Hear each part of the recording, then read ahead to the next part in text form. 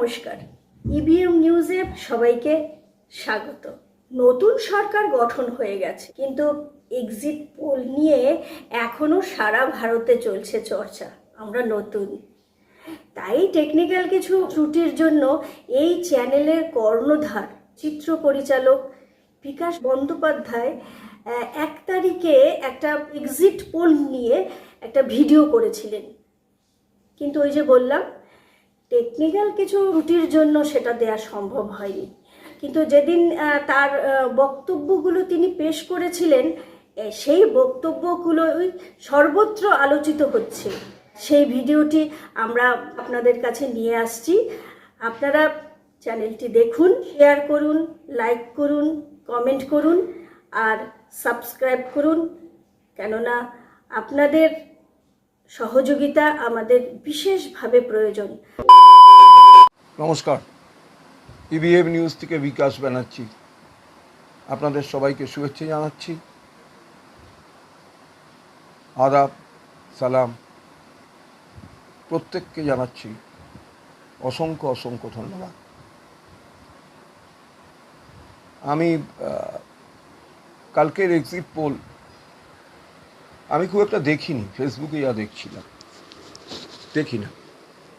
আমি এই সঙ্গে শুধু আমাদের রাজ্যের 2000 এক্সিট পোলের একটি ফটো ফেসবুকের বন্ধুরা যেভাবে প্লেস করেছেন, এই ভিডিওর সঙ্গে সেটা দেখানোর চেষ্টা করব। দেখুন, এক্সিট পোল একটা ব্যবসা ছাড়া কিছু নয়।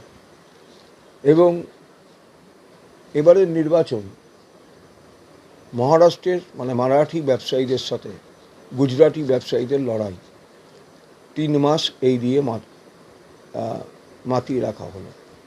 প্রথম কথা, আমি আগের ভিডিওতেও বলেছি যে এই দাবদাহ 3 মাস ধরে নির্বাচন, খুব কষ্ট হয়।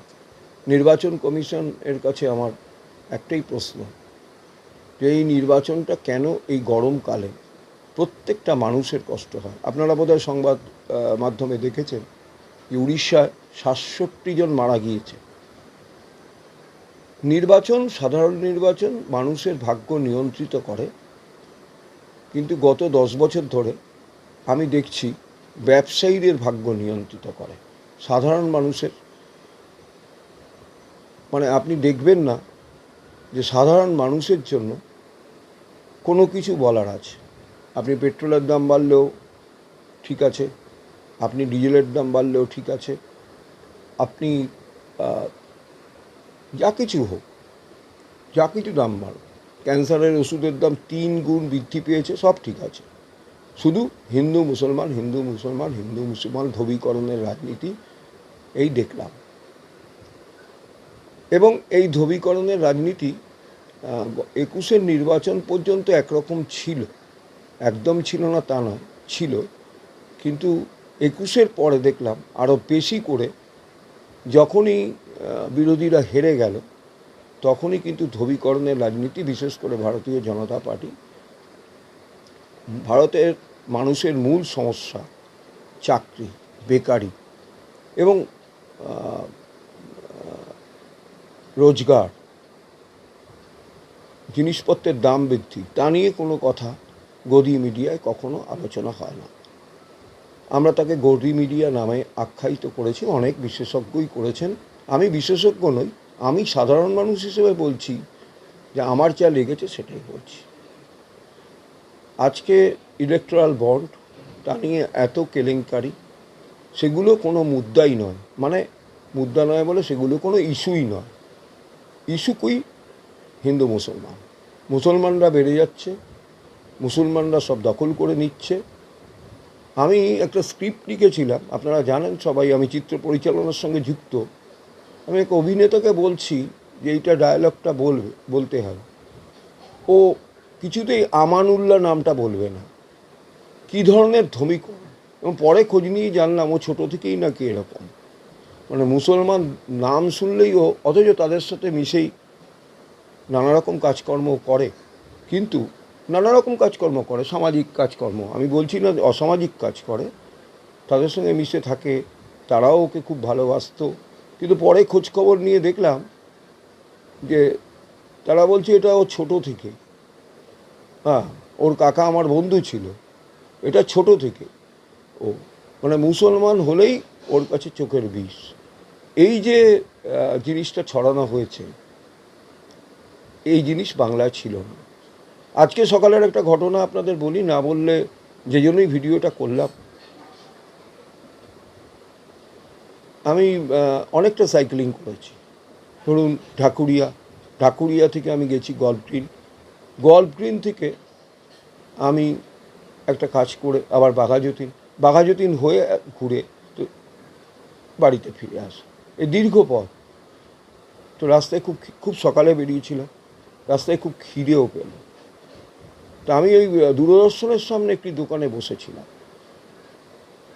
তো আমি বললাম কি আছে, বললো যা চাইবেন, রুটি ডিম, পাউরুটি, রুটি ডিম, মুড়ি, তরকারি। আমি বললাম আপনি রুটি দিয়ে পাউরুটিটা একটু সেঁকে দিন, আর তরকারিটা দেবেন ওটা একটু বিট নুন দিয়ে দেবেন।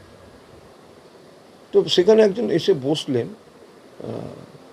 পোশাক আশাক দেখে অত্যন্ত সজ্জন লোক এবং তার কথাবার্তাও খুবই ভালো, আমি কিছু বলবো না সেই নিয়ে, তার ব্যবহার খুব ভালো লাগে।